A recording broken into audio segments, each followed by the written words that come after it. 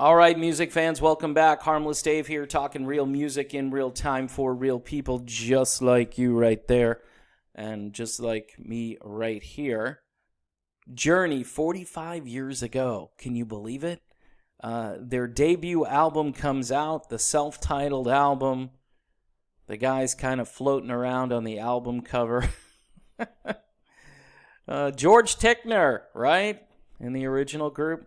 Journey's self-titled debut fulfilled the goal of replicating a fire interplay that already defined their early shows.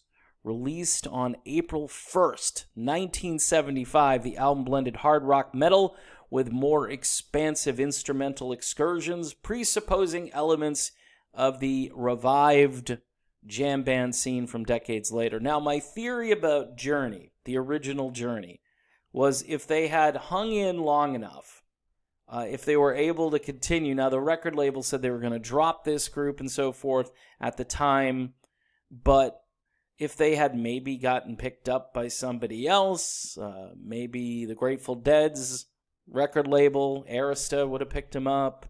Who knows? Herbie Herbert had kind of a weird vision because at the beginning he wanted this group to be what he designed it to be, which was kind of a jam band.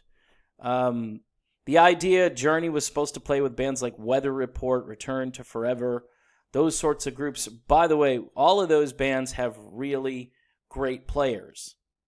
Herbie Herbert apparently said in the book Don't Stop Believin', The Untold Story of Journey, he wanted this to be more of a jam band, but then on the very next night you play with Ted Nugent or Aerosmith, and that kind of worked as sort of an opening act for those bands, but it didn't work in the sense of a long-term goal. The problem was the wider record-buying public wasn't on board.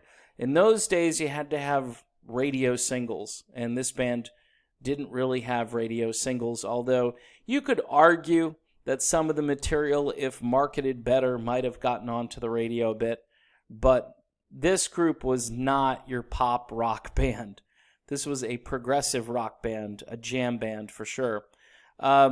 Journey stalled at number 130, their second worst Billboard finish after 2005's Generations. Of course, Generations, I believe the record label completely collapsed. I think that was Sanctuary Records, like they went belly up. So that didn't help Generations, and it didn't help that you had every band member singing on Generations when you should have stuck to Steve Augeri with maybe some vocals from Dean Castronovo. So that comparison, a lot of these articles that UCR puts out about Journey are very esoteric because they kind of repeat themselves over and over again. They have the same people writing the same stuff over and over again, and just they lay the template of what they've already written onto every other article they ever write about the group. It's like, and nobody ever changes their opinion, or, you know, songs tend to age either better or worse over time. You go back and listen to certain things, and you go, okay, go listen to Generations. It's not a complete disaster. I mean, again, I could do without Ross Valerie singing, and, Neil Sean can sing, but when you got Dean and Steve Augeri, and even John Cain can kind of hold a tune, you know what I mean? So those guys, yeah, I guess you could have them sing. But anyway, it was a bit of a chancy, risky thing, and they did it, and the record label went belly up. Anyway, so they talk about Herbie served as a roadie with Carlos Santana, who was then working with singing keyboard player Greg Raleigh and guitarist Neil Sean. Both had become disillusioned with their band leader's new musical direction. In Santana, Carlos was trying to play jazz, and quite frankly, I can listen to it, but I'm not a jazz player. Nobody in the band was, including Carlos. Raleigh remembered in 2011, the stuff we were playing, it was like we were leaving back the audience we built. It's not what I would have done, so I left, and Neil left, everybody left. So essentially what they're saying, and one of the reasons they left Santana, is they had built this audience, and then Carlos kind of started making music that was not really for the audience he had built up. So they go on, they talk about co-founding members Ross Valerie and George Tickner on bass and rhythm guitar, respectively. His initial plan was to create an all-star backing band for artists who booked sessions in the Bay Area.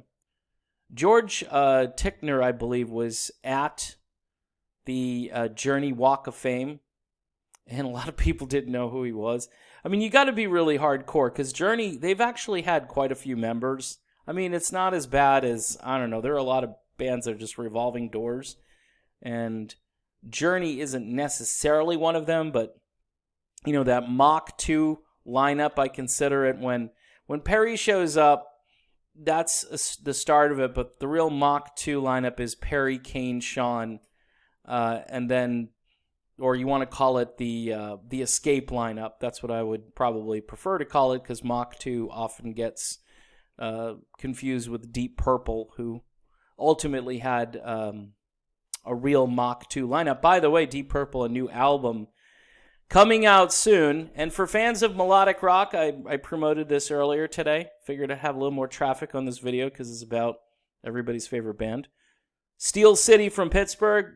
Their album is called Mach 2. It's one of the reasons that thing was stuck in my head. Really good melodic rock in the style of like Skid Row, Extreme, groups like that. I mean, the singer is great. The playing is great. The melody's really good stuff. That's courtesy of Paris Records. Again, Steel City Mach 2. 45 years ago, folks, we were all in a much better place.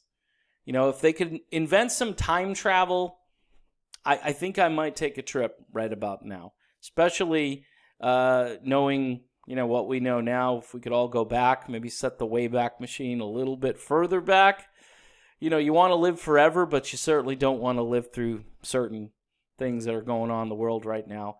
But we're all in it together, and I guess music is one way we can cope. All right, thanks for watching. Please keep watching these videos.